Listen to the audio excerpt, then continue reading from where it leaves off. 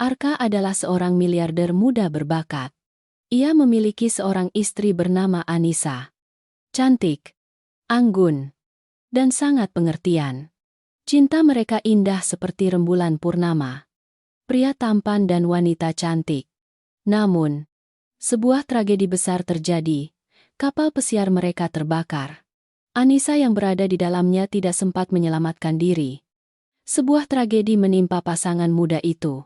Arka sangat berduka dan merindukan istrinya. Suatu kali, saat ia menangis terseduh-seduh di samping makam istrinya, ia tiba-tiba mendengar gadis penyapu makam berkata, "Paman, wanita dalam foto ini masih hidup dan tinggal bersama saya." Mendengar itu, Arka terdiam kaget. Mari kita dengarkan kisah ini sampai selesai untuk mengungkap rahasia apa yang terkubur di bawah makam itu. Orang sering berkata, semakin sukses seorang pria, semakin keras hatinya. Tapi ungkapan itu tidak pernah benar bagi Arka. Di dunia bisnis, ia adalah nama yang membuat lawan harus berhati-hati.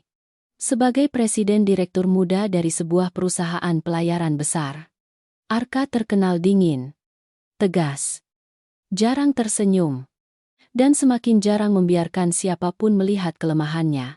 Dalam rapat-rapat yang tegang, hanya dengan ia meletakkan pena di meja, seluruh ruangan akan hening. Satu tatapan matanya bisa membuat orang lain mempertimbangkan kembali setiap kata yang akan diucapkan. Siapapun yang melihatnya akan berpikir Arka terlahir untuk angka-angka besar, kontrak miliaran rupiah, pelabuhan-pelabuhan yang bersinar sepanjang malam, dan pelayaran panjang di laut lepas. Namun, hanya satu orang yang tahu. Di balik penampilan sekeras baja itu, Arka pernah menjadi pria yang sangat biasa. Seorang suami yang buru-buru meninggalkan kantor hanya karena istrinya mengirim pesan singkat. "Hari ini aku masak sayur asem kesukaanmu. Pulang cepat ya." Orang itu adalah Anissa. Anissa cantik dengan cara yang membuat orang tidak bisa melupakannya hanya setelah sekali bertemu.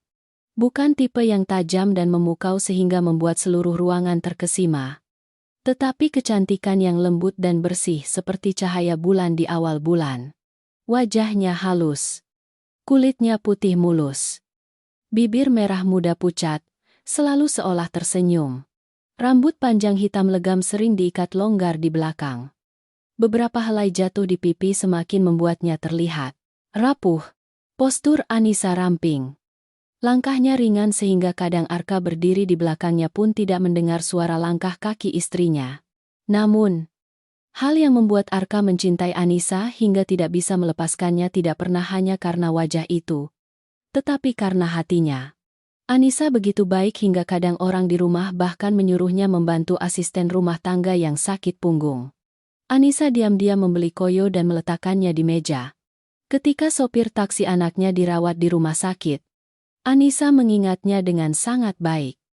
Bahkan keesokan harinya masih menanyakan keadaannya kepada penjual bunga palsu di depan gerbang perusahaan setiap sore. Anissa selalu berhenti membeli seikat kecil. Bukan karena suka bunga, tetapi karena takut orang tua itu duduk kepanasan tanpa pembeli. Ia tidak pernah mengandalkan statusnya sebagai istri direktur untuk bersikap sombong. Juga tidak pernah menganggap uang sebagai sesuatu yang bisa lebih tinggi dari rasa kemanusiaan. Suatu kali di sebuah pesta pengusaha, seorang nyonya yang terkenal suka bergosip melihat gaun sederhana Anissa lalu tersenyum sinis, menyindir bahwa istri direktur Arka terlalu tertutup. Tidak seperti orang kaya. Anissa hanya tersenyum tipis tanpa menjawab. Sampai di mobil, Arka begitu marah hingga ingin memanggil orang untuk menyelesaikan masalah itu malam itu juga. Tetapi Anissa meletakkan tangannya di tangan suaminya. Berbisik, "Sudahlah, Mas." Mereka saling memandang. Berdasarkan penampilan. "Tapi aku hanya butuh Mas yang memandangku." Sebuah kalimat ringan seperti angin yang langsung menusuk hati Arka. Sejak hari itu, ia tahu hidupnya sudah tidak ada jalan kembali. Karena ia telah mencintai wanita yang jika hilang, seluruh dunia ini tidak akan berarti lagi. Anissa tidak suka riasan tebal. Tidak suka pesta hingga larut malam. Dan semakin tidak suka pertemuan sosial yang palsu. Ia lebih suka dapurnya daripada meja pesta dengan anggur dan tawa sosial. Lebih suka menyajikan sendiri semangkuk nasi hangat untuk suaminya daripada duduk di sampingnya di bawah cahaya kristalin mendengarkan orang lain memuji. Setiap sore, rumah besar, Arka selalu terang lebih awal. Bukan karena pelayan di rumah bersiap menyambut pemiliknya. Tetapi, karena Anissa selalu menunggunya. Suatu kali ia mengenakan gaun rumah warna krem. Rambut diikat longgar. Tangan masih memegang sendok sayur. Begitu mendengar suara mobil di gerbang langsung bergegas keluar. Pintu baru terbuka. Aroma sup hangat dan aroma rambut istrinya sudah melingkari. Arka bahkan sebelum ia sempat mengucapkan sepatah kata pun. Anissa selalu bertanya satu kalimat. Hari ini Mas lelah tidak? Hanya satu kalimat itu saja sudah cukup membuat seluruh hari yang penuh gejolak dalam diri. Arka mereda. Di luar sana, ia mungkin adalah orang yang membuat seluruh dewan direksi harus berhati-hati. Tapi sesampainya di rumah, ia hanya seorang pria yang ingin membungkuk memeluk istrinya dari belakang. Membenamkan wajah di bahunya. Memejamkan mata mendengar Anissa menegur dengan lembut. Mas masuk ganti baju dulu. Aku panaskan supnya lagi biar hangat. Ada malam-malam, Arka pulang sangat larut setelah perjalanan kerja di pelabuhan. Jam sudah lewat pukul 12. Seluruh villa hening. Tetapi sudut dapur kecil masih terang. Anissa duduk tertunduk di meja. Menunggu hingga lelah lalu tertidur. Lupa kapan. Di atas kompor ada panci bubur yang masih hangat. Di sampingnya ada secari kertas bertuliskan rapi. Aku takut Mas pulang larut nanti sakit maag. Bubur aku taruh di panci. Panaskan lagi lalu makan ya. Aku mengantuk sekali jadi. Tidur duluan. Arka pernah memegang secari kertas itu berdiri sangat lama di dapur. Begitu lama hingga matanya memerah tanpa ia sadari. Seorang wanita cantik. Lembut. Baik hati seperti itu. Tidak meminta suaminya memberi berlian. Tidak merengek untuk liburan mewah. Tidak menyulitkannya dengan merajuk kekanak-kanakan. Satu-satunya hal yang Anissa selalu lakukan adalah diam-diam mencintai suaminya dengan cara yang paling setia. Ia ingat Arka suka sedikit bawang. Ingat Arka tidak biasa tidur saat lampu terlalu terang. Ingat bagaimana ia harus membuat teh hangat setiap kali Arka sakit kepala. Ingat juga kebiasaan Arka sebelum setiap perjalanan bisnis. Ia selalu lupa membetulkan dasi. Suatu kali Anissa demam hampir 39 derajat. Badannya sangat lemas. Namun keesokan paginya, sebelum Arka berangkat ke bandara, ia masih berusaha bangun. Bertelanjang kaki berjalan sampai ke pintu. Tangannya yang panas membantu suaminya membetulkan kerah baju. Arka merasa kasihan sekaligus jengkel. Menahan Anissa dalam pelukannya. Kamu sakit. Kenapa masih bangun? Anissa mendongak. Matanya yang lembut basah. Aku takut Mas buru-buru. Tidak ada yang melihat. Untuk Mas membetulkannya. Arka saat itu hanya bisa memeluk istrinya lebih erat. Ia pernah memiliki segalanya. Tetapi hanya setelah memiliki Anissa, ia mengerti bagaimana rasanya dicintai. 3 tahun pernikahan mereka tidak gaduh. Tidak pamer. Bukan tipe yang membuat media meliput karena terlalu mewah. Cinta mereka melewati hal-hal yang sangat kecil. Sebuah hidangan nasi hangat. Sebuah telepon menanyakan apakah ia sudah pulang. Sebuah sandaran kepala di bahu di malam. Hujan. Suatu kali Arka meninggalkan rapat dengan mitra asing hanya untuk mengantar Anissa makan bakso yang ia idamkan beberapa hari sebelumnya. Sekretarisnya saat itu bahkan mengira ia ada urusan mendesak terkait perusahaan. Urusan paling mendesak dalam hidup Arka sejak lama adalah senyum istrinya. Orang luar pernah berpikir Arka akan menikahi seorang wanita cerdas, pandai bergaul, yang bisa berdiri di sampingnya dalam permainan kekuasaan. Tetapi Anissa sangat berbeda. Ia lembut seperti air. Murni seperti mimpi. Tidak bersaing dengan dunia. Tidak ikut campur dalam pekerjaan suaminya. Tidak pernah bertanya tentang rahasia bisnis yang bukan dunianya. Ia hanya diam-diam berdiri di belakang. Menjaga rumah selalu harum aroma nasi baru.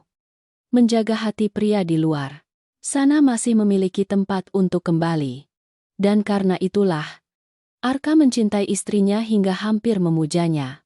Bagi Arka, Anissa bukan hanya seorang istri. Anissa adalah bagian terlembut dari seluruh hidupnya yang keras seperti baja. Adalah satu-satunya tempat ia berani melepaskan pertahanan. Adalah satu-satunya orang yang hanya dengan melihatnya diam. Tahu apakah ia sedang bahagia atau kelelahan hari itu.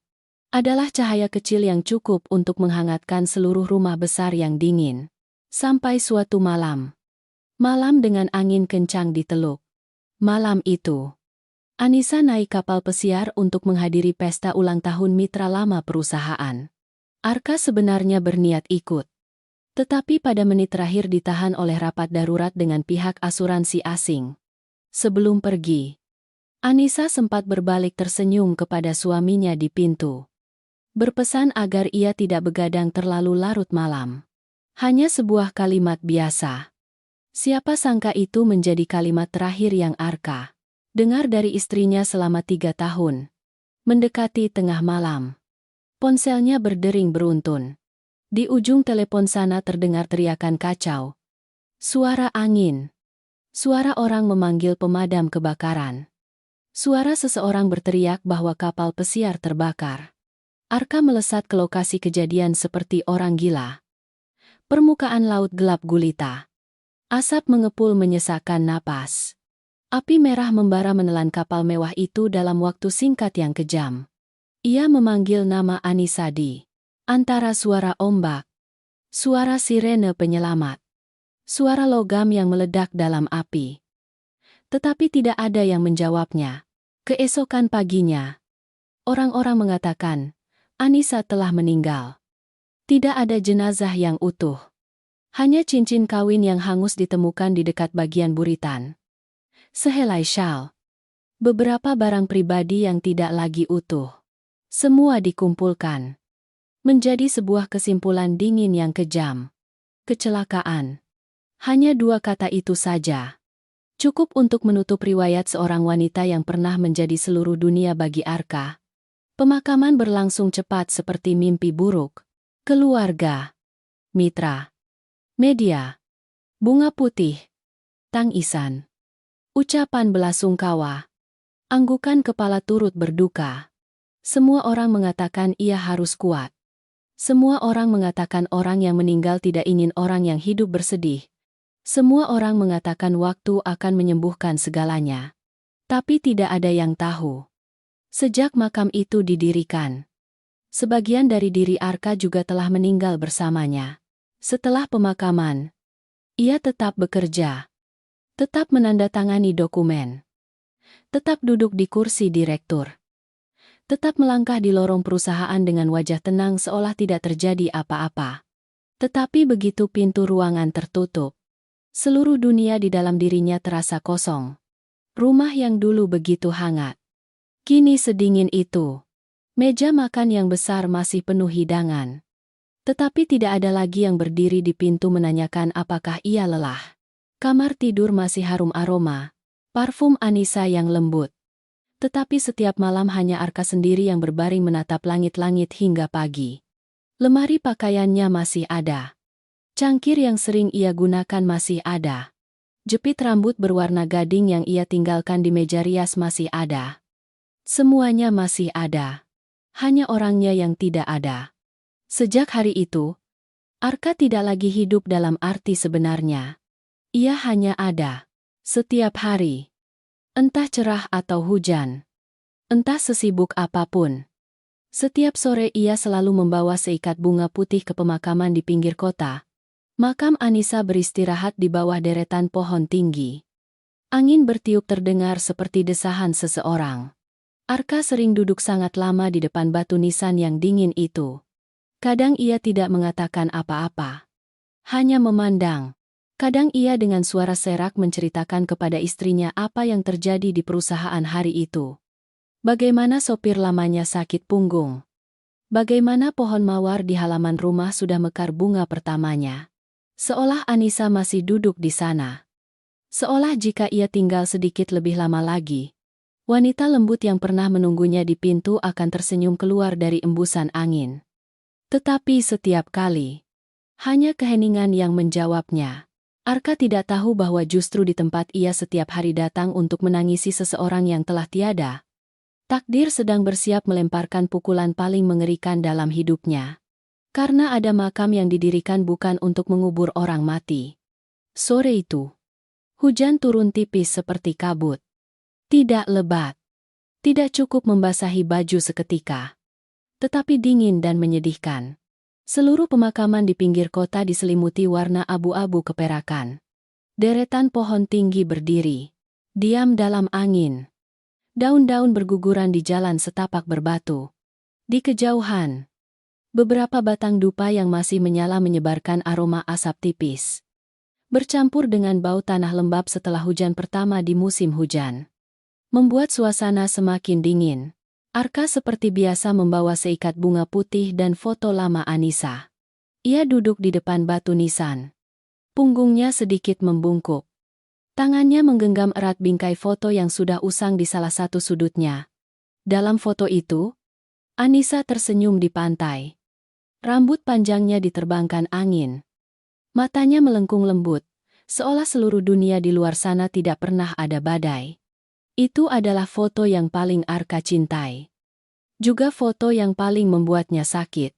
Karena orang dalam foto itu terlalu cantik. Terlalu hidup. Terlalu baik hati hingga ia tidak bisa percaya orang itu bisa menghilang dari hidupnya hanya dalam semalam. Hujan rintik-rintik menempel di permukaan kaca. Arka tanpa sadar mengusapnya pelan dengan lengan bajunya. Gerakannya lambat. Hati-hati seolah ia sedang menyentuh wajah istrinya sendiri.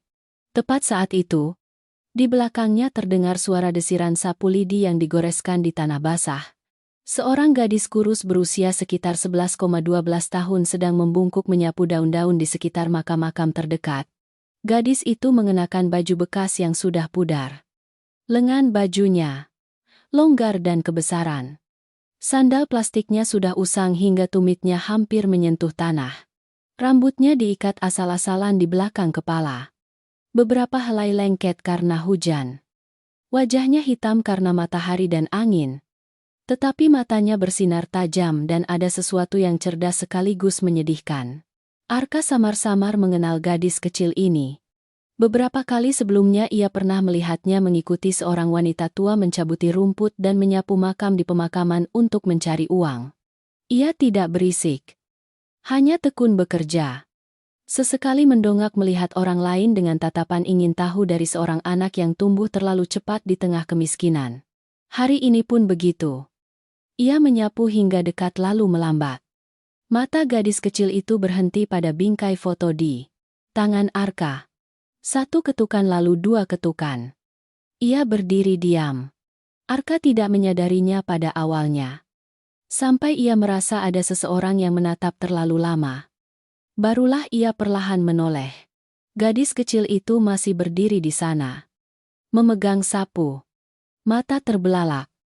Menatap tajam wajah Anissa dalam foto, seolah baru menyadari sesuatu yang sangat penting. Arka mengerutkan kening. Suaranya serak karena lama tidak berbicara. Kenapa? Gadis kecil itu mendekat sedikit lagi. Ia tidak takut pada pria tinggi besar dan dingin di depannya seperti orang lain.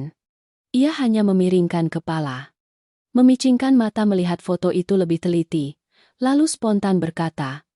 Suaranya kekanak-kanakan tetapi jelas hingga menyeramkan. Paman, wanita dalam foto ini masih hidup. Dia tinggal di gubuk bersama nenekku. Semua suara di sekitar Arka seolah menghilang.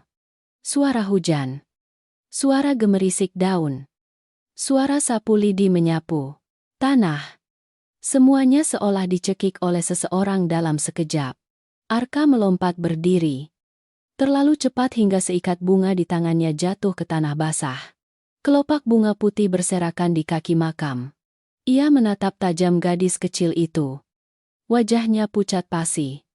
Matanya seolah baru saja disobek pisau. Kamu bilang apa suaranya tidak lagi seperti suaranya. Serak tercekat. Bergetar hingga ia sendiri merasa aneh. Gadis kecil itu berkedip.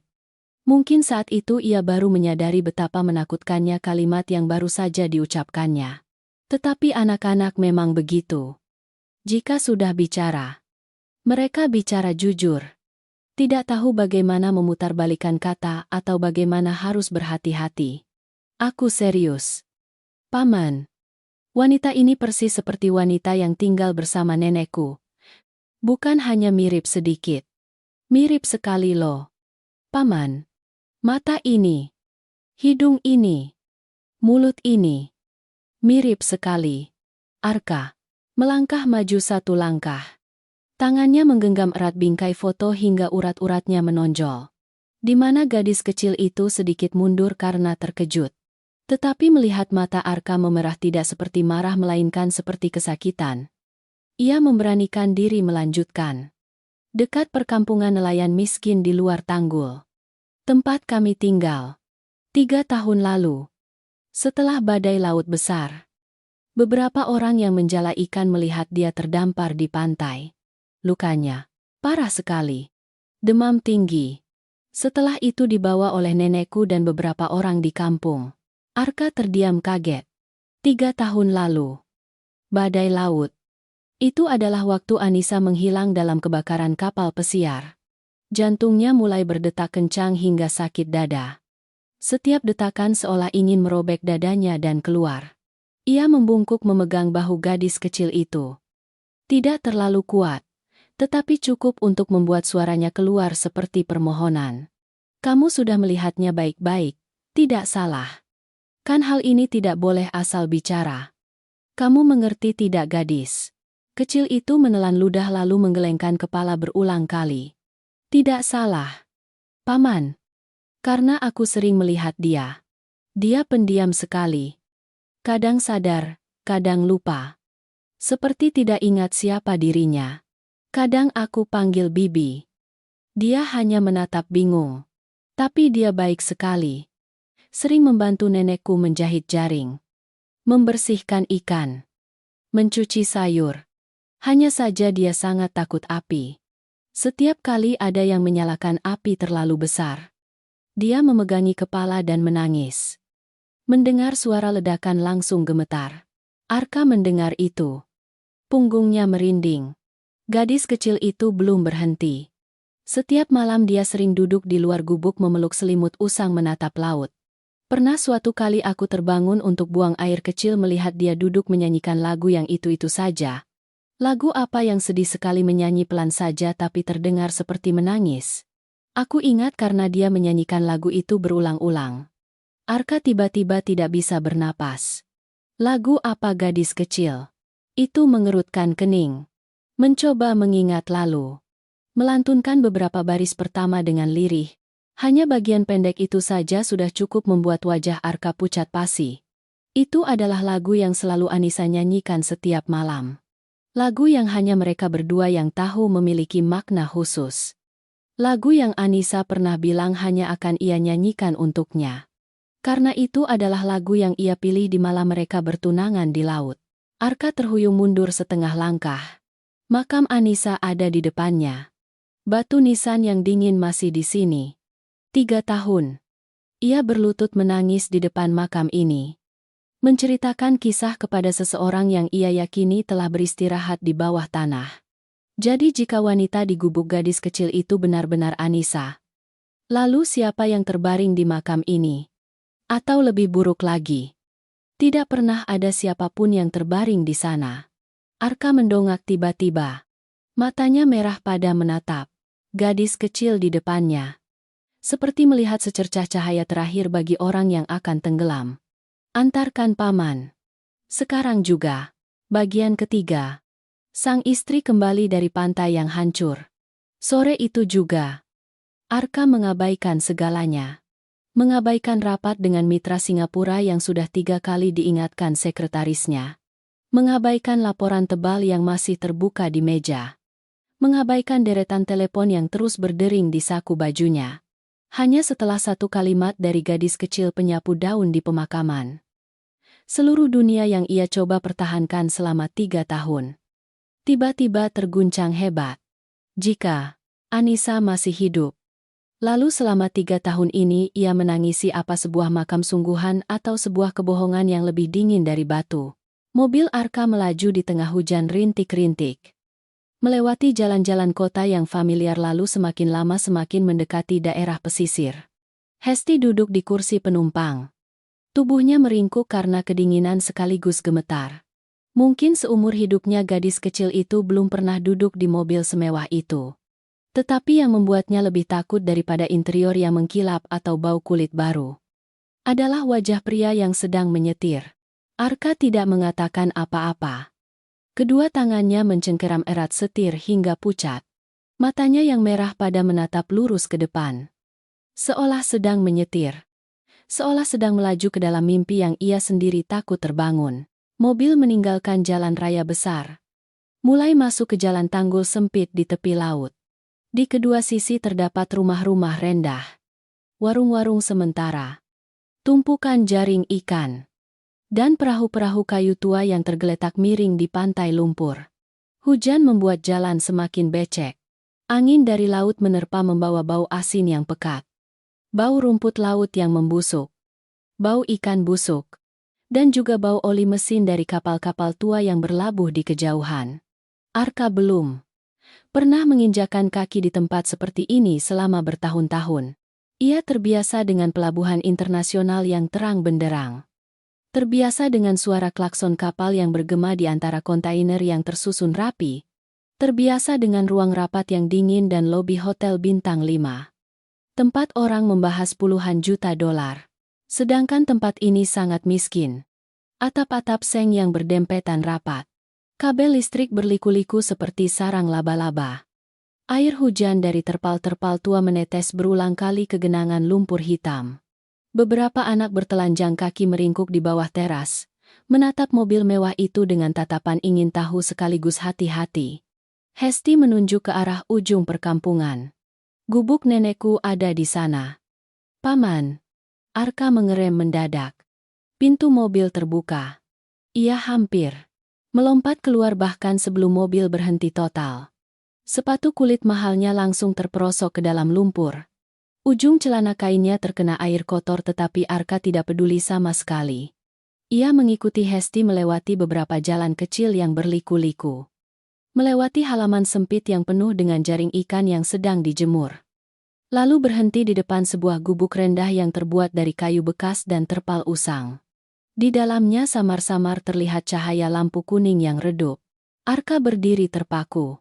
Di dalam gubuk itu, seorang wanita sedang membungkuk menjahit jaring. Ia duduk di kursi plastik rendah. Tubuhnya kurus hingga menyakitkan. Rambut panjangnya kering dan kusam diikat longgar di belakang. Bahunya begitu kurus hingga baju bekasnya yang longgar seolah akan melorot. Di bawah cahaya lampu yang rimang-rimang. Tangannya bergerak lambat. Familiar hingga menyakitkan hati. Arka tidak berani bernapas keras. Jantungnya di dalam. Dadanya berdebar kencang seolah ingin merobek setiap nalar yang tersisa. Wanita itu terlalu kurus. Lebih gelap dari sebelumnya. Lebih menderita dari sebelumnya. Bukan lagi Anissa yang lembut dalam gaun-gaun berwarna cerah. Rambut harum, aroma sampo dan mata yang selalu penuh senyum setiap kali melihat suaminya. Namun, tatapan Arka berhenti pada pergelangan tangan kiri wanita itu. Sebuah luka melengkung yang sangat kecil. Bekas luka itu ia tahu. Tahun pertama pernikahan. Anissa pernah membungkus sendiri hadiah ulang tahun untuknya. Tidak sengaja terkena pecahan kaca. Arka saat itu lebih panik daripada orang yang terluka. Sementara Anissa hanya tersenyum lembut. Mengatakan hanya luka kecil saja Mas membuat seolah langit runtuh. Dan area kulit di bahu bagian bawah yang samar-samar terlihat di balik kerah baju itu memiliki bekas luka bakar samar. Arka merasa kepalanya pusing. Hesti saat itu tidak sepenuhnya memahami badai yang bergolak di dalam dirinya. Gadis kecil itu hanya memanggil dengan riang. Bibi. Ada yang mencarimu. Nih. Wanita di dalam gubuk itu sedikit terhenti lalu perlahan mendongak. Hanya dengan satu tatapan itu saja sudah cukup membuat dunia Arka runtuh untuk kedua kalinya. Itu Anissa. Benar-benar Anissa. Tidak perlu dokumen. Tidak perlu tes. Tidak perlu siapapun yang mengonfirmasi. Di dunia ini, meskipun wanita itu telah berubah begitu banyak, meskipun kurus, lemah, atau dihantam keras oleh kehidupan, Arka tetap bisa mengenalinya. Karena ia telah mencintainya hingga ke tulang sumsum. Karena wajah itu pernah menjadi rumah. Bibir Arka gemetar. Ia melangkah maju satu langkah. Suaranya tercekat hingga serak. Anissa. Wanita di depannya tiba-tiba pucat. Tangannya melepaskan jaring. Seluruh tubuhnya mundur kuat ke belakang seperti melihat sesuatu yang sangat menakutkan. Ia memeluk erat ujung bajunya di dada. Matanya terbelalak penuh kepanikan. Napasnya tersengal-sengal. Jangan. Jangan mendekat. Suara itu membuat kaki Arka membeku. Masih suara Anissa. Tetapi tidak lagi kelembutan hangat seperti dulu melainkan ketakutan seekor burung yang terluka. Ia berdiri terpaku. Wanita yang ia rindukan selama 3 tahun ada di depan matanya. Hidup. Berdaging dan bertulang. Tetapi ia menatapnya seperti melihat ancaman. Arka hanya merasa dadanya sakit hingga tidak bisa bernapas. Tepat saat itu, dari balik tirai terpal usang, seorang wanita tua keluar. Punggungnya bungkuk. Rambutnya hampir seluruhnya memutih. Wajahnya menderita tetapi baik hati. Begitu melihat Arka, ia buru-buru melindungi wanita itu dengan refleks. Kamu siapa? Arka membutuhkan beberapa detik untuk bisa mengucapkan kata-kata. Saya suaminya. Wanita tua itu terdiam kaget. Sementara Anissa masih meringkuk di sudut kursi. Tatapannya kosong dan ketakutan. Seolah dua kata. Suami itu hanyalah suara asing. Tidak bisa menyentuh ingatannya yang telah hancur. Wanita tua itu menatap Arka sangat lama lalu menghela napas.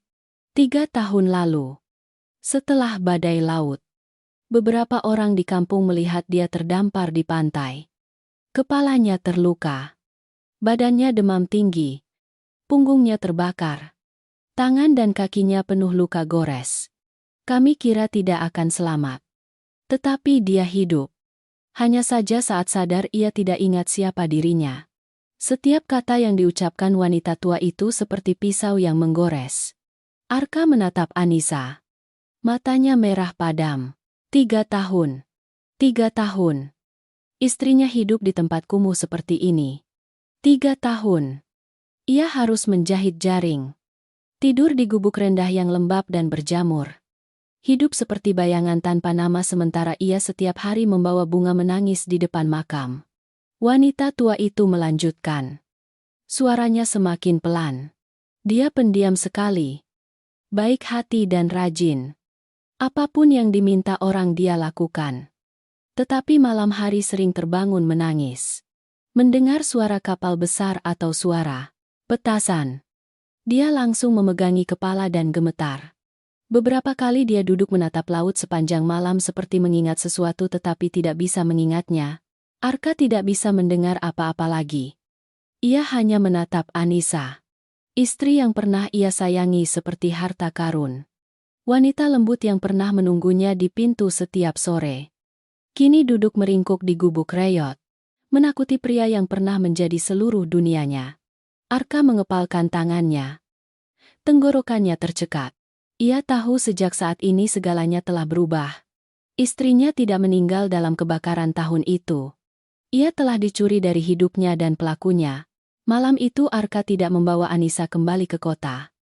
Ia juga tidak langsung menghubungi polisi.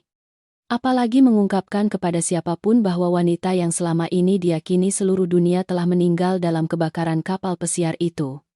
Kini masih hidup. Gemetar ketakutan di sebuah gubuk reyot di perkampungan nelayan. Arka berdiri di bawah teras rendah. Mendengar suara hujan jatuh berdesir di terpal tua. Sementara pikirannya perlahan menjadi dingin dengan cara yang menakutkan. Rasa sakit selama 3 tahun terakhir belum sempat berubah menjadi kebahagiaan karena istrinya masih hidup. Tetapi sudah ditusuk oleh pikiran lain yang langsung menusuk hatinya. Jika Anissa masih hidup. Lalu kematian tahun itu apa jika yang terbaring di makam itu bukan Anissa? Lalu siapa yang buru-buru mengubur peti mati tertutup? Memaksanya menandatangani dokumen. Memaksanya untuk menyelesaikan semuanya secepat itu. Arka berbalik menatap wanita yang meringkuk di tepi ranjang. Anissa menundukkan kepalanya. Kedua tangannya mencengkeram erat ujung baju. Bahunya yang kurus sedikit bergetar setiap kali angin berembus. Ia hidup tetapi kehidupannya terkoyak. Dilemparkan ke lumpur. Dicuri dari hidupnya oleh tangan seseorang yang cukup kejam untuk mengubah seorang istri menjadi sosok tak bernama. Saat itu juga, Arka menyadari satu hal. Tidak ada kecelakaan di sini. 3 tahun lalu. Karena terlalu sakit. Ia membiarkan emosinya membunuh logikanya. Orang-orang memberinya laporan investigasi yang lengkap. Dengan waktu. Dengan denah kebakaran. Dengan kesimpulan teknis. Bahkan ada jaminan bahwa insiden itu hanyalah korsleting listrik di ruang mesin belakang. Semuanya bersih. Jelas. Hampir sempurna. Dan kesempurnaan itu kini, jika diingat-ingat, sangat mencurigakan hingga menyeramkan. Sebuah kebakaran di tengah laut malam. Dalam kondisi angin kencang. Orang hilang. Tempat kejadian rusak parah seperti itu. Seharusnya kacau balau. Seharusnya tambal sulam. Seharusnya ada celah. Tetapi laporan tahun itu begitu rapi seolah sudah ditulis sebelumnya. Arka mengingat pemakaman Anissa. Begitu cepat hingga ia saat itu belum sempat pulih dari syok. Orang yang mendesak untuk segera melakukan pemakaman. Penguburan tercepat. Menasihatinya agar tidak menyimpan jenazah terlalu lama karena orang yang meninggal perlu beristirahat. Tidak lain adalah Bima. Adik tirinya. Orang yang selama bertahun-tahun selalu menunjukkan wajah baik hati dan rendah hati. Di mulut selalu memanggilnya Mas dengan hormat. Bima adalah orang pertama yang tiba di lokasi setelah Arka. Adalah orang yang menggantikannya menangani media. Adalah orang yang berurusan dengan asuransi. Dengan pihak pelabuhan. Dengan pihak teknis dan juga orang yang berkali-kali meletakkan tangan di bahunya. Mengatakan dengan suara penuh kesedihan bahwa ia harus kuat. Harus menerima kenyataan. Arka memejamkan mata. Tangannya mengepal erat hingga buku-buku jarinya pucat pasi. Sebuah kenyataan dingin perlahan terbentuk di benaknya. Bima saat ini menguasai jaringan logistik domestik perusahaan. Bima memiliki akses ke rute kapal, kamera CCTV, riwayat perawatan, tim operasional, arsip asuransi, data keberangkatan. Jika seseorang ingin merekayasa sebuah kebakaran yang cukup meyakinkan untuk menutupi sebuah pembunuhan, Bima adalah orang yang paling memiliki kondisi yang memadai. Belum lagi, tidak lama setelah pemakaman Anissa, perusahaan pesaing yang pernah berniat melakukan merger tiba-tiba mendekati Arka dengan nada yang berbeda sama sekali. Mereka tidak lagi menjadi mitra yang berhati-hati melainkan seperti serigala yang menunggu seseorang jatuh untuk membagi-bagi bagian. Mereka mengatakan perusahaannya menunjukkan tanda-tanda ketidakstabilan internal bahwa kesepakatan penyelamatan likuiditas diperlukan, dan tawaran itu disertai dengan isyarat samar tentang pernikahan antara Arka dan Lara, putri dari direktur perusahaan itu. Saat itu Arka hanya merasa jijik. Ia mengira itu adalah keserakahan yang tidak tahu malu dari dunia bisnis. Tetapi sekarang berdiri di gubuk yang lembab berbau garam laut dan melihat istrinya yang dikira telah meninggal duduk meringkuk seperti bayangan. Ia baru melihat bahwa semua hal di masa lalu tidak terpisah. Semuanya terhubung. Rapi hingga merinding. Sebuah kebakaran. Sebuah kematian tanpa jenazah. Sebuah pemakaman yang terlalu terburu-buru. Seorang adik tiri yang menguasai seluruh rantai data lokasi kejadian. Sebuah perusahaan pesaing yang langsung mengulurkan tangan untuk menyelamatkan. Sebuah pernikahan kembali yang diam-diam direncanakan. Itu bukan lagi kebetulan. Itu adalah jebakan yang dibuat terlalu rapi. terlalu kejam, dan telah berhasil selama 3 tahun. Arka membuka matanya menatap Anissa sekali lagi. Ia masih tidak mengingatnya. Masih takut padanya seperti takut pada orang asing. Tapi itu tidak lagi penting saat ini. Yang penting ia masih hidup. Masih hidup berarti rahasia itu belum sepenuhnya terkubur. Dan hanya dengan sedikit bocor saja. Mereka yang terlibat dalam masalah ini pasti akan kembali untuk membungkam Anissa lagi. Arka segera mengambil keputusan. Malam itu juga, ia menghubungi 2 orang. Orang pertama adalah psikolog yang pernah merawat ibunya setelah kecelakaan bertahun-tahun lalu. Seseorang yang tertutup dan tidak terlibat dengan sistem rumah sakit yang disponsori perusahaan. Orang kedua adalah Pak Budi, mantan kepala pelayan ayahnya. Juga satu-satunya orang di keluarga Arka yang ia yakini tidak akan mengkhianati. Tidak ada orang lain yang boleh tahu. Tidak sekretaris. Tidak asisten. Tidak orang di perusahaan. Tidak juga para pengawal yang setiap hari mengikutinya. Keesokan paginya, Arka diam-diam membawa Anissa meninggalkan perkampungan nelayan dengan mobil sewaan bekas. Menghindari semua lensa dan kamera besar. Ia tidak membawanya kembali ke villa di kota. Tempat itu terlalu mudah terbongkar. Jika Bima mengetahui ada sesuatu yang tidak biasa pada dirinya, semuanya akan runtuh seketika. Sebaliknya, Arka membawa Anissa ke sebuah rumah peristirahatan tua milik ayahnya di daerah rawa tepi laut. Sekitar 2 jam perjalanan dari pusat kota. Rumah itu terletak jauh di balik deretan pohon cemara laut. Jarang dikunjungi orang. Dokumen-dokumennya atas nama sebuah perusahaan terpisah dari bertahun-tahun lalu sehingga hampir tidak ada yang mengingatnya. Di sana angin laut lebih lembut. Ada halaman kosong. Ada ruangan yang cukup tertutup agar Anissa tidak terkejut oleh suara mesin kapal di kejauhan. Ada perawat. Ada dokter yang datang secara rutin. Ada obat-obatan. Ada makanan hangat. Ada pakaian bersih. Dan untuk pertama kalinya setelah 3 tahun ada tempat yang cukup aman bagi wanita malang itu untuk tidur tanpa harus meringkuk ketakutan. Arka berdiri di luar teras menatap hujan yang membentuk tirai putih di permukaan rawa. Di matanya tidak lagi ada rasa sakit tak berdaya seorang suami yang kehilangan istri. Melainkan keheningan seorang pria yang baru saja melihat tangan musuh keluar dari kuburan. Ia tahu sejak saat ini setiap langkahnya harus diperhitungkan matang-matang. Karena ia tidak hanya mencari keadilan untuk Anissa. Ia sedang bersiap untuk menyeret sekelompok orang yang hidup dari kebohongan, ambisi, dan kekejaman ke dalam cahaya. Dan kali ini Arka bersumpah ia tidak akan membiarkan siapapun mengubur kebenaran. Pada hari-hari pertama di rumah tepi rawa, Anissa hampir tidak pernah tidur nyenyak. Siang hari ia duduk dengan tenang di dekat jendela. Matanya menatap deretan pohon cemara laut yang bayangannya jatuh di permukaan air. Seolah sudah tenang. Tetapi hanya dengan satu suara tak terduga yang muncul. Semua ketenangan tipis itu langsung hancur.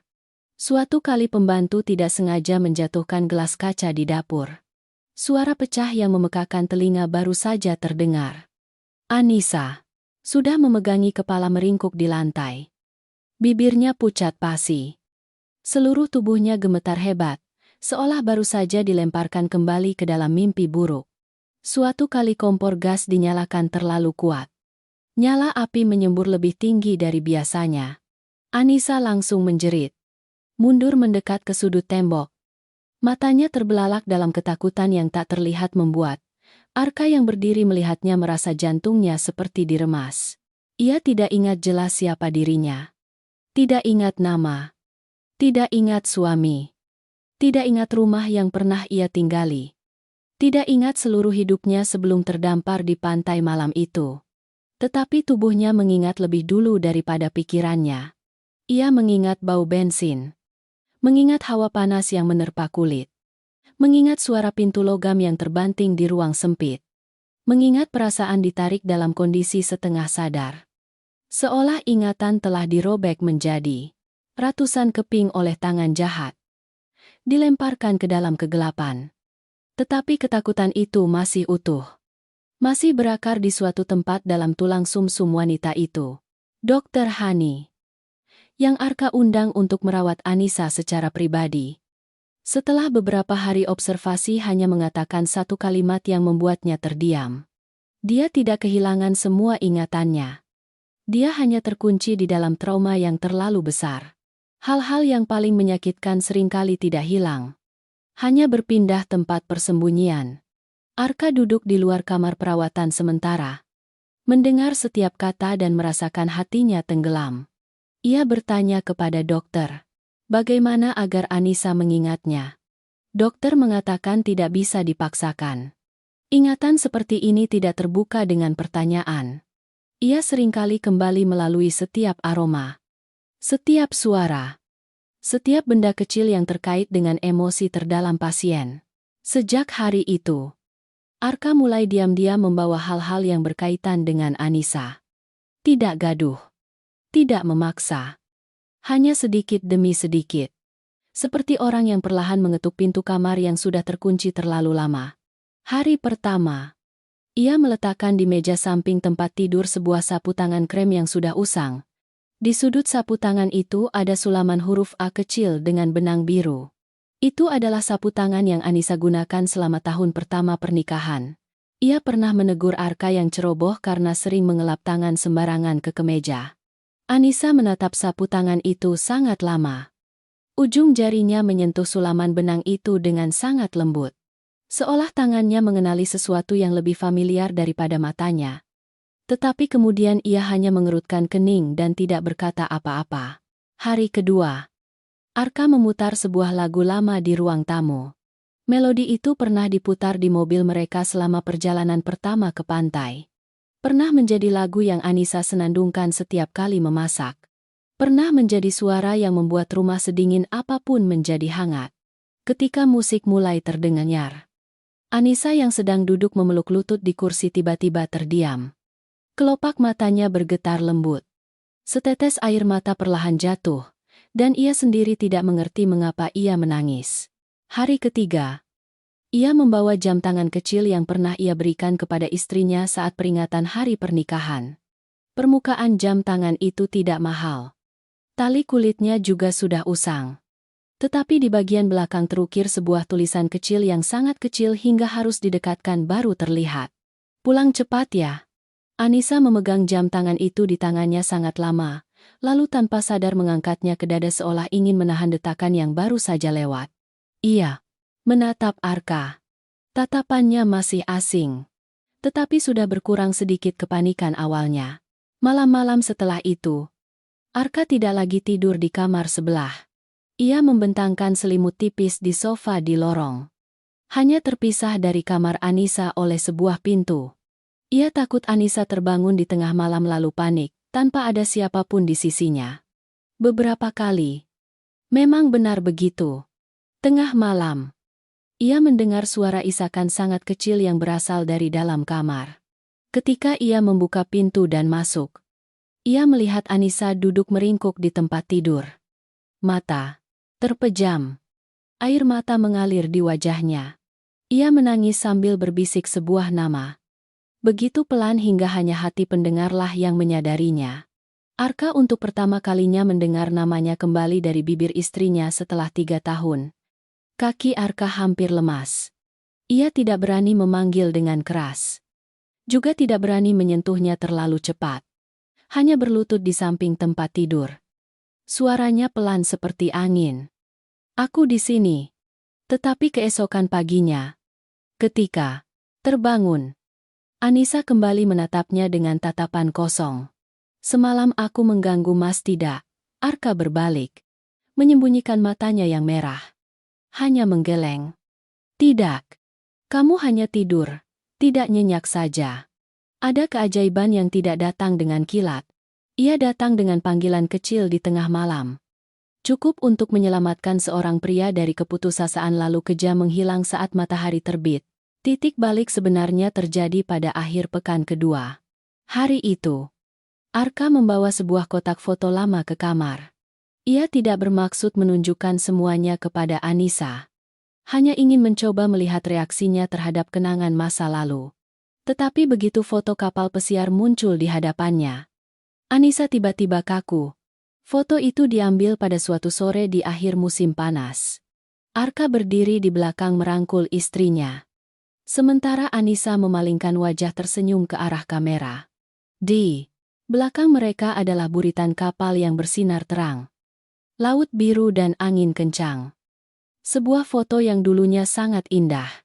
Namun hanya dalam 1 detik melihatnya, napas Anissa sudah kacau.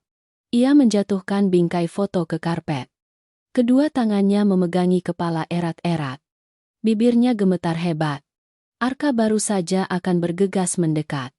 Anissa sudah mengeluarkan kalimat-kalimat terputus-putus, seolah ada yang meremas setiap keping ingatan berdarah keluar dari kepalanya. Ada bawane. Arka membeku. Anissa terengah-engah.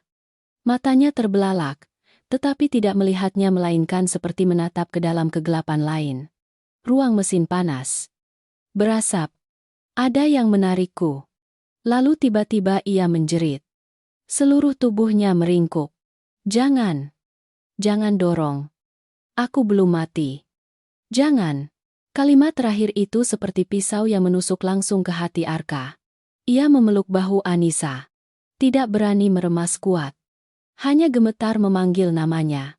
Sementara di dalam kepalanya, semua kepingan terakhir telah terhubung. Anissa tidak meninggal dalam kebakaran. Ia telah dibius sebelumnya. Dikeluarkan dari ruang utama sebelum api berkobar. Ditarik ke tempat lain dan kemudian dilemparkan ke laut di tengah malam seperti membuang barang yang perlu dihilangkan jejaknya. Seseorang telah percaya bahwa ombak malam akan menelan seorang wanita yang tidak lagi memiliki kemampuan untuk melawan. Seseorang telah menghitung dengan sangat cermat bahwa mayat yang hilang di laut akan lebih bersih daripada tembakan. Lebih senyap daripada sayatan pisau. Dan lebih mudah disamarkan daripada semua jenis pembunuhan di darat. Arka duduk tak bergerak sangat lama setelah Anissa mengalami kepanikan. Tangannya masih berada di punggung istrinya. Lembut seolah takut sedikit saja menyentuh lebih kuat. Wanita yang baru saja kembali dari jurang itu akan hancur lagi. Di luar jendela, angin rawa berembus melewati deretan pohon cemara laut, terdengar seperti desahan laut. Sedangkan di mata Arka, yang baru saja berkobar bukan lagi rasa sakit melainkan api. Api yang paling dingin. Api seorang suami yang akhirnya melihat tangan siapa yang mendorong istrinya ke neraka. Bagian selanjutnya. Malam Anissa mulai mengingat fragmen-fragmen ingatan pertamanya. Arka tidak lagi ragu. Ia tahu dirinya berdiri di persimpangan 2 jalan. Satu adalah melaporkan ke polisi segera dan mengungkap seluruh kebenaran. Mempertaruhkan bahwa hukum akan menjaga semua jejak sebelum mereka menghapusnya. 2 adalah diam untuk sementara waktu. Menelan semua rasa sakit ke dalam. Memainkan peran seorang suami yang setia, yang akhirnya menyerah pada takdir agar serigala-serigala yang mengira mangsanya sudah lemah keluar dari sarangnya. Arka memilih cara kedua. Bukan karena ia pengecut melainkan karena ia terlalu memahami orang-orang yang akan ia hadapi tidak hanya punya uang, tetapi juga koneksi. Punya waktu untuk mempersiapkan. Punya kebiasaan membengkokkan segalanya sesuai keinginan mereka. Hanya dengan bocornya kabar bahwa Anissa masih hidup, kamera akan hilang. Pekerja akan menghilang. Arsip akan terbakar. Dan mereka yang pernah terlibat dalam insiden itu akan serentak berubah menjadi korban. Saat itu, Anissa akan menjadi wanita dengan ingatan yang terputus-putus. Sedangkan ia akan didorong menjadi seorang suami gila karena tidak bisa menerima kematian istrinya. Arka tidak akan membiarkan hal itu terjadi. Beberapa hari kemudian, media mulai melihat Arka muncul kembali. Bukan lagi pria yang menyendiri. Hanya pergi dari mobil ke kantor lalu menghilang seperti bayangan. Ia menerima wawancara singkat. Menghadiri 2 acara penandatanganan. Muncul di sebuah pesta pengusaha dengan setelan jas rapi dan wajah yang lebih tenang dari sebelumnya. Siapapun yang melihatnya akan mengira ia akhirnya mau keluar dari bayang-bayang masa lalu. Artikel-artikel berita segera menulis bahwa Direktur Arka perlahan menyeimbangkan kembali hidupnya. bahwa waktu telah membantunya menerima kehilangan. Bahwa setelah 3 tahun setia pada ingatan, mungkin pria berkuasa itu juga mengerti. Ia tidak bisa hidup selamanya di samping sebuah makam. Arka membaca kalimat-kalimat itu dengan senyum sinis. Ia tahu semakin ia membiarkan dunia percaya bahwa ia menyerah, semakin mudah membuat mereka yang mengira telah menang menunjukkan wajah aslinya. Dan saat itu, ia melakukan sesuatu yang membuat seluruh dunia bisnis heboh. Ia setuju untuk bertunangan dengan Lara. Berita itu meledak seperti bom. Dewan direksi menghela napas lega. Investor berdiskusi. Pemegang saham besar menganggap ini sebagai sinyal paling jelas bahwa Arka siap membuka pintu kerja sama strategis dengan perusahaan lain. Orang-orang mengatakan pernikahan ini bukan hanya masalah asmara tetapi juga kesepakatan yang bisa mengubah seluruh peta industri logistik di Indonesia. Hanya Arka yang tahu dari awal hingga akhir itu hanyalah sebuah panggung. Sebuah jebakan yang diatur dengan cincin tunangan palsu, anggur, senyum sosial, dan jabat tangan sopan. Bima adalah orang yang paling bahagia.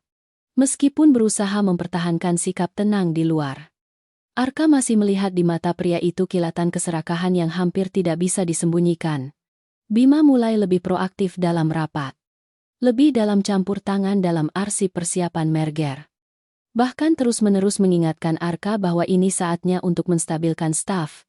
Memberikan lebih banyak wewenang kepada anggota keluarga untuk menghindari risiko setelah pernikahan. Mendengar itu, Arka hanya mengangguk sangat ringan. Setiap kata yang Bima ucapkan, di matanya seperti pengakuan yang perlahan terungkap. Pihak Lara juga tidak kalah. Ayahnya sangat mendesak percepatan penandatanganan. Arsip kerjasama, draft kontrak, rencana pembagian keuntungan, rancangan struktur staf baru. Semuanya dikirim bertubi-tubi seolah mereka takut Arka berubah pikiran jika tertunda 1 hari lagi. Sementara Lara mulai muncul di sampingnya dengan penampilan yang cukup manis. Cukup anggun. Cukup baik hati untuk menipu setiap kamera. Setiap kali ia tersenyum, Arka hanya merasa mual. Karena di rumah, tepi rawa itu, istri aslinya masih terbangun di tengah malam karena suara kecil. Sementara seluruh dunia terbuai oleh drama pertunangan. Arka diam-diam menyatukan kembali setiap benang kebenaran. Pak Budi, orang kepercayaan lama ayahnya, secara langsung memimpin tim investigasi rahasia. Tidak menggunakan orang di perusahaan. Tidak meninggalkan email. Tidak menelepon melalui nomor yang dikenal. Semua komunikasi dilakukan secara tidak langsung. Bersih dan hati-hati seperti pisau bedah. Setiap data dari malam kebakaran diperiksa ulang. Kamera pelabuhan. Daftar awak kapal. Faktur bahan bakar. Log perawatan. Salinan data posisi rute yang telah dimanipulasi satu persatu. Seolah tanpa jiwa tetapi ketika disatukan mulai mengeluarkan bau darah. Terobosan pertama datang dari seorang mekanik tua yang bekerja di Jawa Tengah. Awalnya ia menyangkal tidak tahu apa-apa tetapi ketika ditunjukkan foto Anissa yang masih hidup dan mendengar satu kalimat dari Arka. Saya hanya ingin tahu siapa yang telah mengubah istri saya menjadi seperti ini. Ia menangis. Ia mengakui bahwa sebelum hari kejadian, ia dipaksa untuk memanipulasi sistem alarm kebakaran dan sebuah sudut kamera di kapal pesiar. Uang ditransfer melalui perantara. Perintah datang melalui seorang asisten kepercayaan Bima. Ia mengira hanya untuk menyembunyikan pengiriman barang ilegal. Tidak menyangka terlibat dalam kasus pembunuhan. Saksi kedua adalah seorang pelayan wanita yang bekerja di kapal malam itu. Ia ingat dengan sangat jelas Anissa tiba-tiba terhuyung setelah minum anggur yang dibawa oleh sekretaris pribadi Bima dengan alasan itu adalah minuman istimewa yang disiapkan oleh Arka. Saat itu tidak ada yang curiga. Tetapi hanya 10 menit kemudian, Anissa menghilang dari geladak pesta lalu api berkobar di ruang mesin belakang. Kepingan terakhir yang membuat Arka merinding datang dari data cadangan yang terlewatkan di server cadangan pelabuhan. Bagian data yang singkat. Gambar buram bergetar kuat karena angin tetapi masih cukup jelas untuk melihat satu detail. Setelah api berkobar, Ketika semua orang panik berkerumun menuju geladak utama, ada sebuah perahu kecil yang memisahkan diri dari sisi kanan kapal. Di perahu itu ada dua pria mengenakan pakaian gelap. Di antara mereka ada sesosok tubuh tak bergerak yang ditutupi terpal terang. Arka menonton ulang bagian itu hingga kali ke-10. Lalu ia mematikan layar. Tidak ada lagi keraguan. Anissa tidak meninggal dalam kebakaran. Ia dibius, dibawa keluar dari kerumunan, diangkut seperti barang yang perlu dihilangkan jejaknya, lalu dilemparkan ke laut malam untuk menghapus semua bukti. Dan selama 3 tahun ini, mereka yang melakukan hal itu masih mengenakan pakaian mewah. Duduk di ruangan ber-AC, mengangkat gelas anggur, menandatangani kontrak, tertawa dan berbicara di atas kematian palsu istrinya. Arka duduk diam sangat lama dalam kegelapan. Di luar jendela, kota bersinar terang, mewah, dan ramai seolah tidak ada hal menjijikan yang ada di baliknya. Ia perlahan menuangkan segelas anggur tetapi tidak meminumnya. Hanya menatap cairan merah gelap di gelas, dan teringat wajah pucat Anissa yang memegangi kepala gemetar di tempat tidur. Teringat suaranya yang parau. Jangan dorong aku. Teringat 3 tahun. Ia hidup seperti bayangan di gubuk reot. Sudut bibir Arka melengkung sangat tipis. Bukan lagi senyum pria yang berduka melainkan senyum seseorang yang telah menggali cukup dalam untuk melihat tulang belulang kebenaran. Sekarang ia hanya menunggu waktu yang tepat. Panggung yang tepat. Sebuah tarikan tirai yang tepat untuk melemparkan seluruh kebenaran itu ke wajah mereka yang pernah hidup terlalu damai di atas makam palsu istrinya. Bagian malam pertunangan diselenggarakan di lantai tertinggi sebuah hotel yang langsung menghadap teluk. Dari jendela kaca besar, permukaan air hitam di kejauhan memantulkan cahaya kota seperti cermin raksasa. Di dalamnya seluruh aula bersinar terang, mewah hingga menyilaukan mata. Lampu gantung kristal menjatuhkan lingkaran cahaya dingin.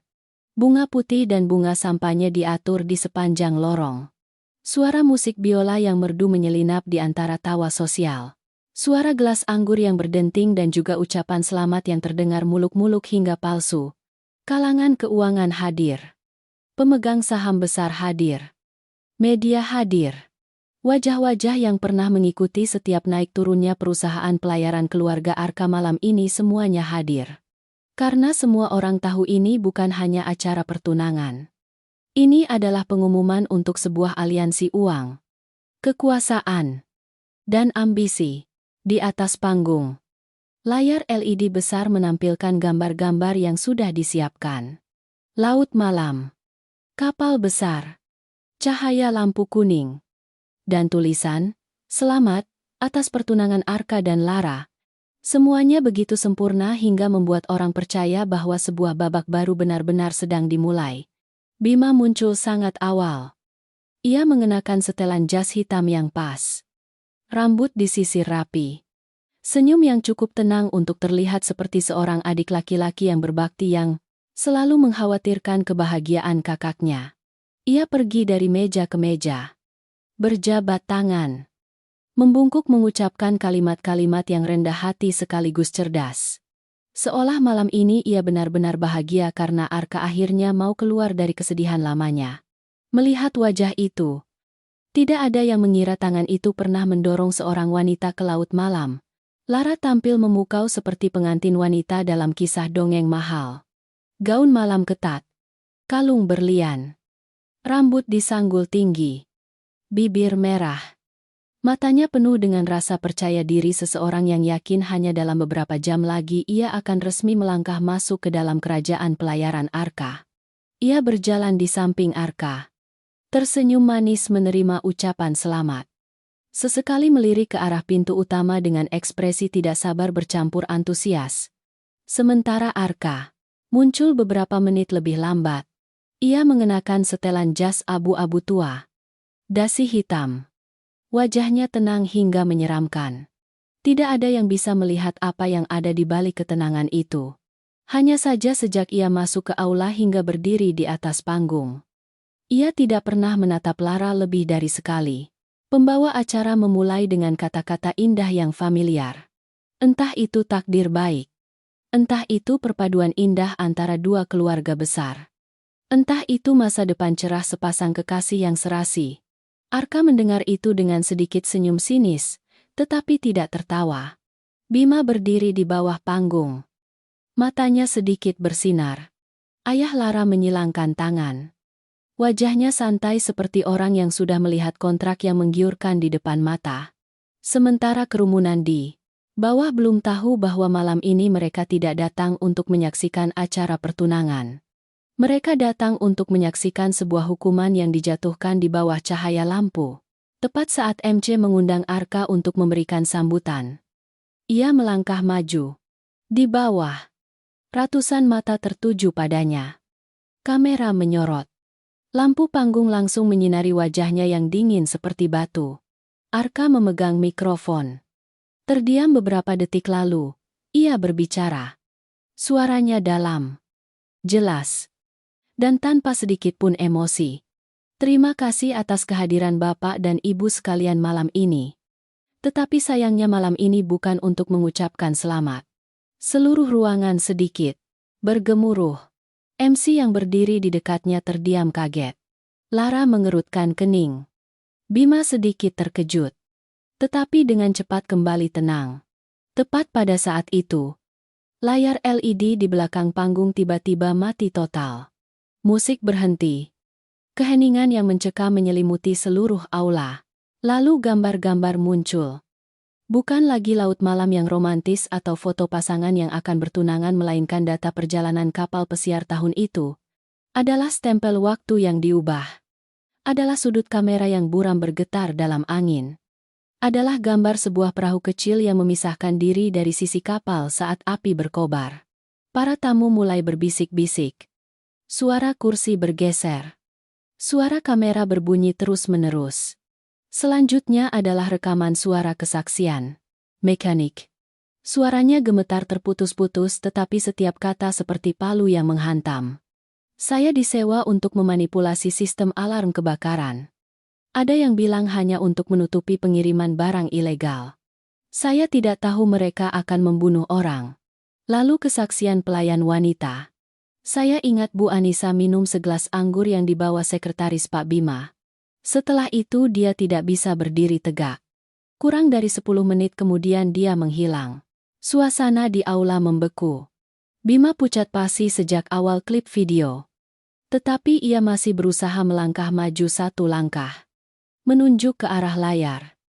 Suaranya hampir pecah karena panik. Manipulasi. Semuanya manipulasi. Mas Arka, kamu ditipu oleh seseorang. Ini fitnah. Arka tidak berbalik menatapnya. Ia hanya berdiri di bawah sorotan cahaya putih dingin. Seperti seorang hakim yang menunggu terdakwa menggali lubang untuk dirinya sendiri lebih dalam. Ketika kebisingan di bawah baru saja mencapai puncaknya, Arka perlahan mengangkat mikrofon lagi. Suaranya tidak keras, tetapi cukup untuk membuat seluruh ruangan menahan napas. Orang yang kalian kubur 3 tahun lalu tidak pernah beristirahat di bawah tanah. Sebuah kalimat seperti pisau yang mengoyak makam. Lalu pintu aula di belakang terbuka. Tanpa diminta. Semua orang berbalik melihat. Dari lorong yang gelap, seorang wanita masuk. Bukan lagi wanita penjahit jaring yang gemetar di gubuk tua di perkampungan nelayan. Bukan lagi rambut yang lengket air laut. Bukan lagi tatapan panik. Bukan lagi penampilan bayangan yang dihancurkan kehidupan. Anissa masuk mengenakan gaun gelap sederhana. Tubuhnya masih kurus. Wajahnya masih membawa bekas 3 tahun neraka. Tetapi punggungnya tegak. Bahunya tegak. Matanya tenang dan tajam hingga seluruh ruangan seolah membeku. Bekas luka bakar di bagian belakang bahunya tidak tertutup sepenuhnya. Seperti saksi hidup. Seperti tamparan langsung di wajah mereka yang pernah mengira telah menghapus jejak dengan bersih. Bima mundur 1 langkah. Hanya 1 langkah. Tetapi cukup untuk membuat semua orang melihat seluruh kepanikan di matanya. Lara menjatuhkan gelas anggur di tangannya. Gelas itu pecah berkeping-keping di kakinya. Anggur merah memercik ke ujung gaun putih kremnya seperti darah yang memercik ke sebuah kain pengantin. Bibirnya gemetar. Wajahnya pucat pasi. Tidak ada yang bisa berkata-kata lagi. Tidak ada yang berani bernapas keras. Sementara Arka masih berdiri tegak di atas panggung. Matanya mengikuti setiap langkah istrinya. 3 tahun lalu, ia tak berdaya melihat Anissa menghilang dalam lautan api. 3 tahun kemudian, juga di tengah ruangan penuh cahaya dan wajah-wajah palsu, ia melihatnya kembali. Bukan sebagai hantu melainkan sebagai keajaiban yang keluar dari neraka. Dan malam ini, mereka yang pernah mengira telah menang akan mengerti satu hal. Orang hidup. Pada saat Anissa melangkah ke tengah aula, seluruh dunia seolah berhenti bernapas. Namun yang tidak disangka siapapun adalah pada saat itulah. Saat berhadapan dengan Bima dan Lara di bawah cahaya lampu putih dingin, kepingan ingatan terakhir di kepala Anissa juga meledak seperti pintu yang terkunci selama 3 tahun. Ia berdiri di antara ratusan pasang mata. Bibirnya pucat. Kedua tangannya mengepal erat hingga gemetar. Lalu tatapannya berhenti pada Bima. Hanya satu tatapan saja. Seluruh tubuh Anissa tiba-tiba kaku. Gambaran malam itu menyerbu kembali dengan dahsyat seperti ombak yang meruntuhkan tanggul. Ia ingat bau anggur aneh yang pedas. Ingat perasaan kepalanya pusing. Tangan dan kakinya lemas. Ingat ia dipaksa melewati lorong sempit kapal pesiar. Suara sepatu yang menginjak lantai logam terdengar dingin hingga ke tulang. Ingat tangan Bima yang mencengkeram erat lengannya. Meremas hingga sakit.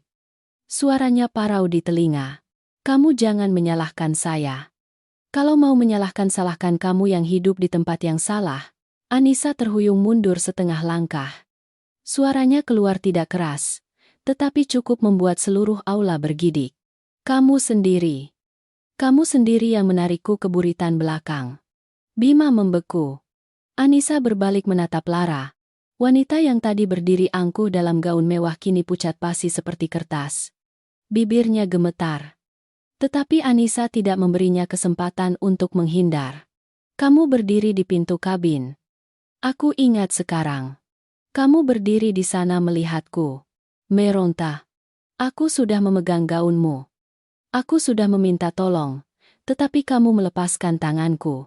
Lara menggelengkan kepala dengan panik. Tidak.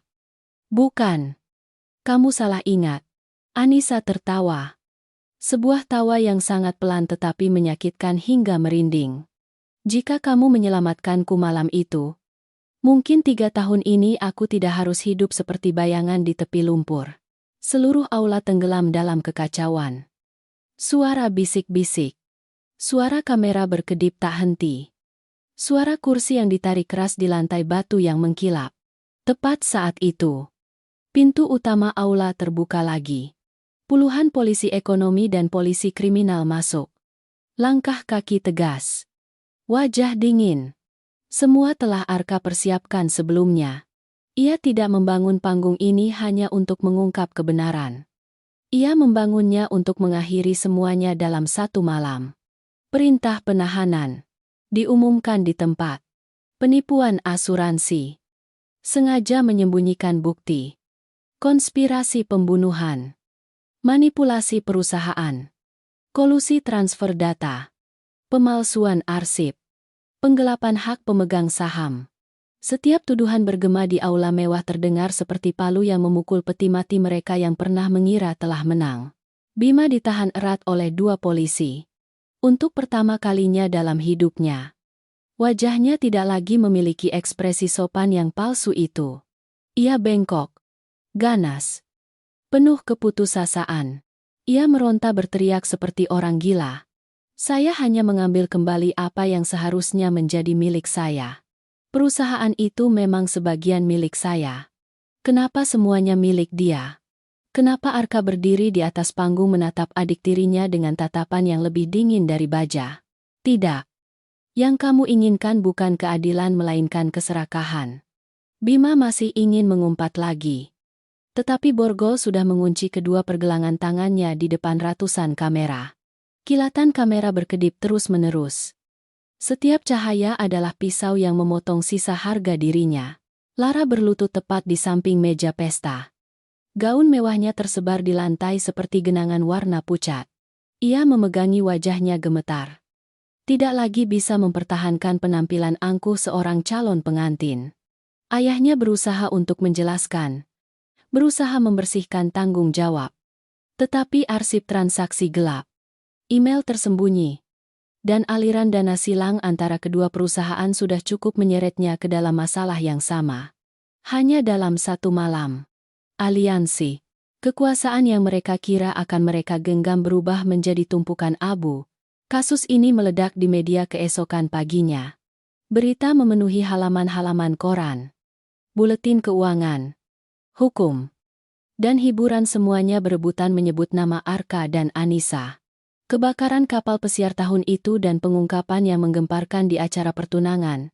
Orang-orang memburu setiap gambar, setiap kalimat, setiap sudut kamera yang merekam momen Anissa melangkah masuk seperti orang hidup yang kembali dari kematian.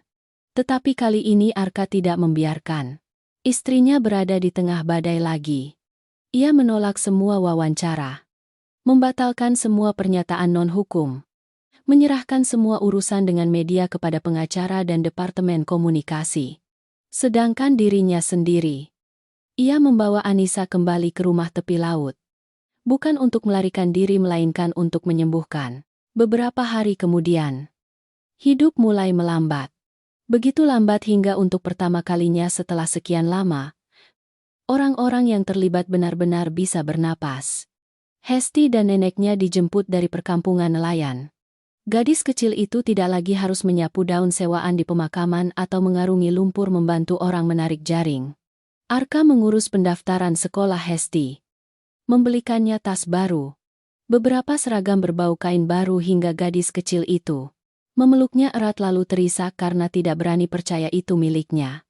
Neneknya memiliki sebuah rumah kecil di belakang taman, dengan jendela menghadap rawa dan sebuah warung kecil menjual makanan kering, agar ia bisa hidup dari hasil jerih payahnya. Tidak merasa menjadi beban siapapun. Anissa pulih sangat lambat. Ada hari-hari ia duduk diam berjam-jam di teras. Diam-diam menatap gelombang rawa yang memantulkan cahaya matahari tanpa berkata apa-apa. Ada malam-malam hanya suara petasan dari pesta pernikahan desa sebelah sudah cukup membuatnya terbangun. Jantungnya berdebar kencang. Keringat dingin membasahi punggung bajunya. Masih ada saat ia terkejut saat mencium bau asap. Masih ada pagi, ia terbangun dengan mata merah karena bermimpi ia jatuh ke laut. Lagi. Tetapi berbeda dengan 3 tahun lalu. Sekarang setiap kali ia membuka mata setelah mimpi buruk, hal pertama yang Anissa lihat bukan lagi kegelapan. Bukan lagi terpal yang robek. Bukan lagi suara ombak malam yang dingin menusuk melainkan Arka. Kadang ia duduk tepat di tepi ranjang. Tangannya masih memegang tangan Anissa. Kadang ia baru mendengar napas Anissa yang tersengal-sengal sudah berlari masuk, memeluknya erat. Tidak banyak bicara. Hanya mengulang-ulang, dengan sangat pelan. Tidak apa-apa. Kamu sudah pulang. Dan setiap kali mendengar kalimat itu, Anissa menangis. Menangis seolah ingin meluapkan semua 3 tahun yang ia habiskan di luar hidupnya. Semuanya berakhir pada suatu pagi yang berangin. Langit biru pukat. Permukaan laut di kejauhan berkilauan di bawah sinar matahari pagi. Arka tidak lagi membawa bunga putih ke pemakaman. Tempat itu kini hanyalah bukti dari sebuah kebohongan yang telah terbongkar. Sebaliknya, ia membawa Anissa dan Hesti ke tepi dermaga. Hesti berlari di depan, tertawa riang. Rambutnya diterbangkan angin. Anissa berdiri di samping suaminya. Lebih kurus dari dulu. Lebih pendiam dari dulu. Tetapi matanya sudah kembali hangat. Arka menatap kedua wanita dalam hidupnya di hadapan laut luas. Seorang yang ia rebut kembali dari neraka. Seorang yang takdir kirimkan sebagai anugerah terakhir setelah hari-hari tergelap. Saat itu ia baru mengerti ada orang-orang yang dikembalikan dari jurang bukan untuk hidup seperti semula, melainkan untuk memulai sebuah rumah tangga baru. Sebuah rumah tangga yang melewati api, air mata, pembalasan, dan akhirnya masih memiliki cukup cinta untuk tetap terang benderang. Kisah Arka dan Anissa bukan hanya sebuah pengungkapan yang sensasional di tengah uang, kekuasaan, dan konspirasi, tetapi lebih dalam. Ini adalah pengingat yang menyakitkan bahwa dalam hidup ini hal yang paling mudah dikubur bukanlah seseorang melainkan kebenaran.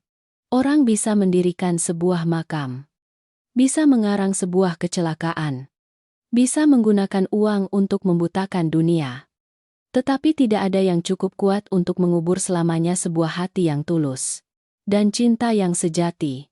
Justru karena Anissa pernah hidup terlalu baik, terlalu ramah, terlalu tulus kepada suaminya, sehingga ketika ia dilemparkan ke dasar penderitaan, rasa sakitnya menjadi begitu besar. Dan ketika ia kembalinya itu seperti sebuah keajaiban yang keluar dari kegelapan. Arka juga demikian. Ia melewati perjalanan yang paling menyakitkan bukan hanya untuk merebut kembali istrinya yang dikira telah meninggal tetapi juga untuk memahami bahwa cinta sejati tidak terletak pada sumpah mewah atau bunga yang diletakkan di depan makam, melainkan pada keberanian seseorang untuk terus melangkah. Cukup sadar untuk menelusuri setiap kepingan ingatan yang hancur. Cukup sabar untuk duduk di samping orang yang dicintainya hingga mereka berhenti takut. Pembalasan dalam cerita ini. Oleh karena itu, bukan hanya adegan penjahat diborgol di bawah cahaya lampu, tetapi juga momen di mana mereka yang hidup dengan keserakahan harus melihat dengan mata kepala sendiri. Orang yang mereka ingin hapus dari dunia ini bangkit, hidup terus, dan lebih bahagia dari sebelumnya. Hal terindah setelah semua ini bukan kehancuran Bima atau Lara melainkan rumah baru yang dibangun dari abu. Tempat seorang istri disembuhkan. Seorang gadis kecil miskin diubah hidupnya. Dan seorang pria akhirnya mengerti bahwa setelah kehilangan yang paling dalam, Tuhan masih bisa mengembalikan cahaya kepada manusia. Asalkan hati itu tidak pernah mengkhianati cinta. Jika Anda menyukai cerita audio drama yang sensasional, menegangkan tetapi tetap menyimpan kehangatan penyembuhan seperti ini, jangan lupa untuk berlangganan channel ini agar tidak ketinggalan episode cerita terbaru. Setiap subscribe, setiap kali menekan ikon lonceng notifikasi adalah motivasi bagi channel untuk terus menceritakan kisah-kisah yang membuat orang terharu. Lalu percaya bahwa setelah badai, kebaikan akan selalu menemukan jalan kembali.